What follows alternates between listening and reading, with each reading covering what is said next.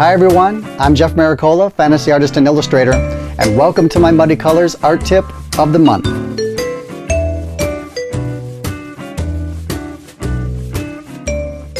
I love great texture in paintings.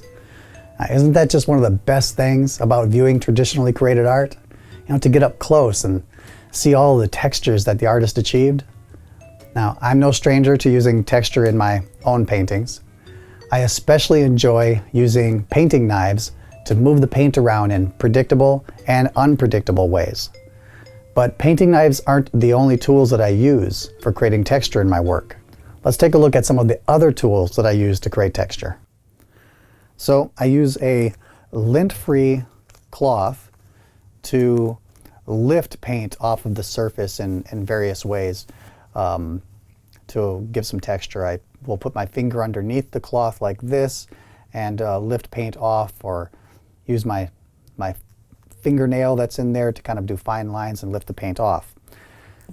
I use a regular cloth. This is not a lint-free cloth, but it's a regular one. It's a little bit tougher material, but this is really good for bunching up like this to create some irregularities in the cloth that you can use to kind of press down into the painting and move it around to create different kinds of unpredictable textures.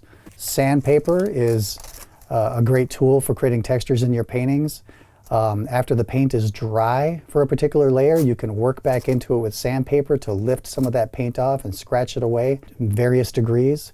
Important thing though, if you do this, if you use sandpaper to remove some of the paint in your paintings, make sure you wear a dust mask. Piece of plastic. This actually happens to be a old shower curtain. This is really nice because it's easy to crinkle up like this. And then you can press this into your painting. You can move it around and do all kinds of interesting things and create wonderful textures. This is actually a good tool for creating fire because of the extreme irregularity of these folds in the plastic.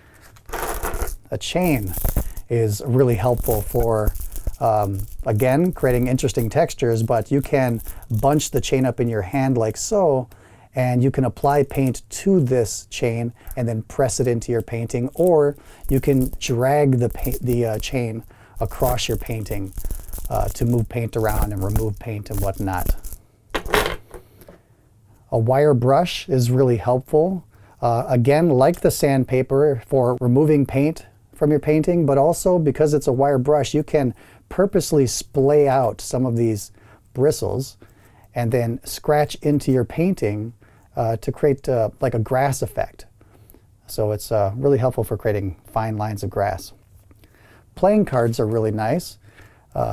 They're a lot like painting knives, but they're a little bit better for applying smooth layers of paint on your painting because you can, they're a lot more flexible. So it's, and you've got 4 different edges on one card here, and you don't have a handle in the way. Another interesting thing you can do with your playing cards is you can use some other object, in this case a bolt, to distress the edges of the card so that you can then use this card to apply paint in different ways and it not be so smooth of an application. Another product I use here is Blended Fibers by Liquitex. This stuff is really nice. You apply this to your painting surface first, and you have to let it dry, but you can mold all kinds of different shapes and you can carve into this material. It's a very versatile material that you can use for applying textures onto your paintings, and then you can paint on top of these blended fibers. Well, after I paint on top of it, I will use a lint-free cloth to remove paint on top of the fibers to kind of reveal some texture from the paint that got trapped into all of those little crevices and pores of the blended fibers. Whatever tools you use, it's a good idea to figure out what kind of texture they will create before you begin using them in your paintings. So consider creating what I like to call a texture board.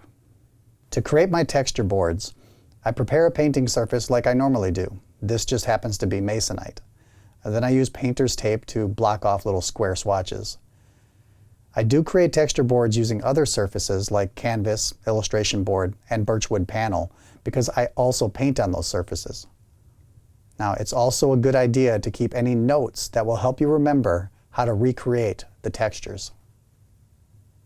All of the textures you've seen me create here were done with acrylic paints, but could have easily been done with oil paints.